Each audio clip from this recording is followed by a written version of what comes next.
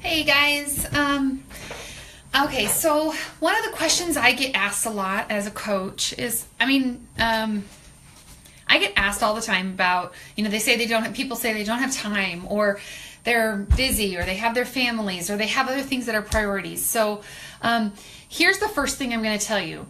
I totally changed my attitude and the way I talk because of another coach on our team. And we were at a meeting, and he said to me, don't say you don't have time. Don't say it anymore. You can say that it's not a priority. If you say, I don't have time, it's not really true, because we all have the same number of hours in a day. And someone saying they don't have time to take care of themselves or to make themselves a priority, that kind of thing, it kind of gets to me because, honestly, here you go. I'm just going to be honest. I have been a single mom since the boys were 1 and 2. They were very active. They were involved in everything. I worked full time. I volunteered. I worked. I've been doing my part-time coaching business. I have kept up the house. I do almost my stuff myself. So saying you don't have time for something is it's really not true. However, it's okay if it is not your priority. Now, I am going to tell you why making time for me was a priority. When I was a single mom in the very beginning, the boys are just my number one priority. I sat down and I made a priority list. I did Chalene Johnson's push. I don't know if you've ever done that, but it's amazing, and she just has you list your top priorities. And number one, I have inherent things, which is, like my faith, that kind of stuff. But my boys are always going to be my number one priority. So when I decided to start taking care of myself, the priority was because I wanted to be the best mom I could be for them. So that was my whole purpose. So this is kind of how I did it. I decided that I had to be a better me. I was kind of losing my mind, honestly, as a single mom. But I didn't want it to ever feel like I was being selfish about it, and that was really hard for me to overcome in the beginning. And I thought, I have to do it anyway, or else I'm gonna be a bad mom. I'm gonna be a bad mom. Now I chose to do that, but what I'm gonna tell you is now my boys are 17 and 19 in a couple weeks, and I'm gonna tell you how they viewed what I did and what they've told me since then, and how things have come up, and what I have learned from them about what I chose to do. And I'm going to be honest, I had no idea it was going to benefit them at all. I did it because I thought I needed it for me to be a good mom, like to be a better person and to be happier. But it went far beyond that. So I'm just going to give you my three things I did that I said, this is what I have to do for myself. I actually found my journal the other day, and I wrote, like everything that I had written down about what I needed to do. And I was really depressed at the time, and I thought, this is what I have to do. I have to get out of this. I had done some personal development. I had gone to some therapy, and this is what I chose to do. So number one, I decided I was going to start working out and taking care of myself and to burn off. And I did it more for stress, that kind of a thing. So I wanted to incorporate fitness. Now, to make this work, I had to do it in the morning before they woke up, because they were so active. We always had practices and that kind of stuff. So I always did it in the morning.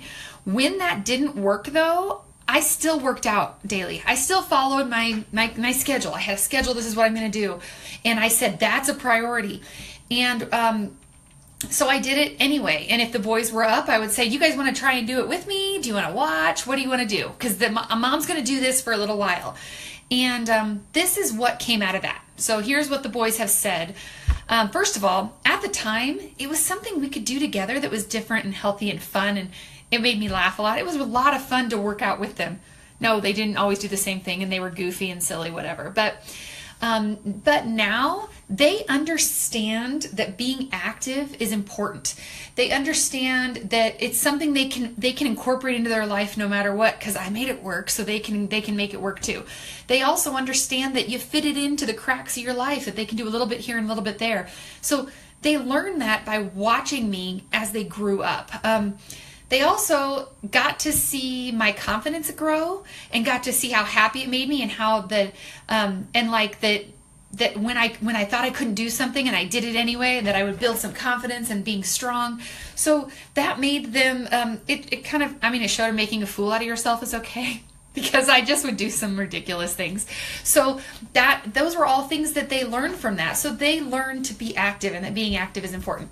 The second thing is nutrition and eating habits. I'm not going to lie. I don't have one mom that comes to me and says, how do you do this with kids? That doesn't say that. Or says, it's really hard to eat healthy with kids around. It's very difficult to do this with my kids. And this is what I'm going to tell you.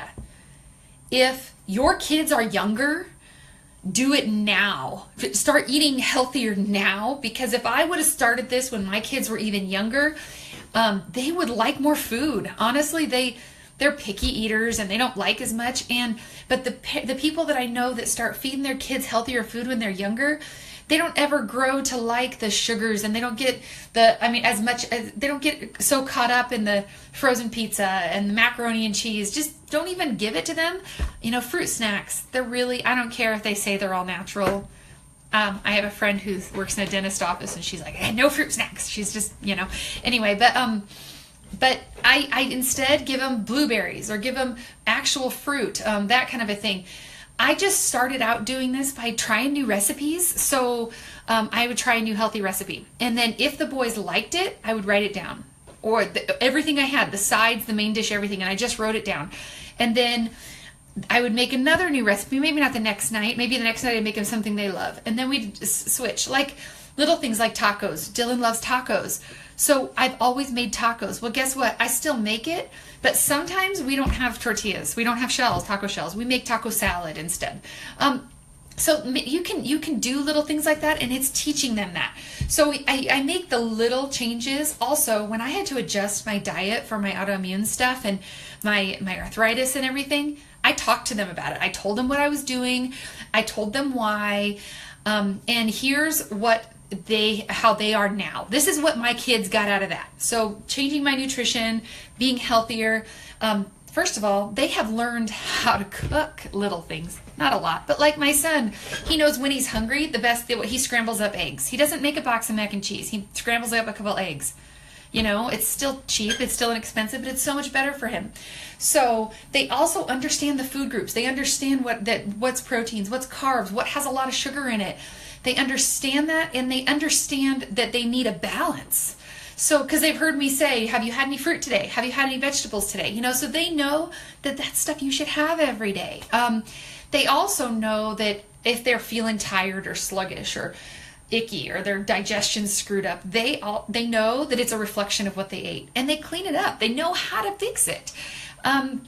Which is huge. I mean, I was 36 years old before I learned how to fix my nutrition like that. So, and they've learned that certain foods can affect people differently. Like they learned with my whole autoimmune thing that, dairy causes inflammation for me. So I still eat. They're learning that I can still live like a great life. Ice cream I miss a lot all the time, so I still have it sometimes. But I don't mind having my tacos without cheese on it. I don't mind having that kind of stuff. So,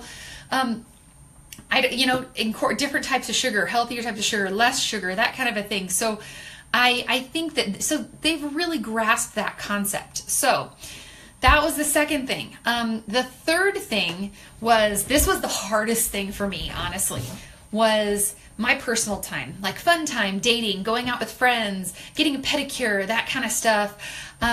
Even taking a bath just to relax, that kind of stuff, or read a book or sit in my privacy. So, say, kids, mom needs her time. I always felt guilty about that. I thought I didn't become a mom to shove my kids aside. So I always said I'm not going to do that. But, and it included dating. As a single mom, I never wanted to date or take time away from the kids. So I would wait until they were with their dad or until they already had something going on and then try and work it around. And then I got to the point where I was like, okay, here's the deal. I'm just going to do these things for me. So I scheduled them. At first it was like once a month because I was like, I don't want to take time away from them.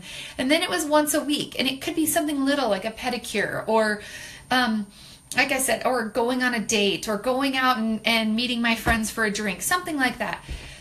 So this is what they have learned from that. Like that is totally selfish. I thought there's no way that my kids are going to get anything out of that, but that was just about me, like, but this is what they have come, learned from that. They saw me taking care of myself and how my doing stuff that makes me happy like affects me. And so not only does that make me a better mom, I talk a lot about it makes you a better mom, it makes you a better person, but it also taught them that it's okay for them to do fun things and take care of themselves and be happy.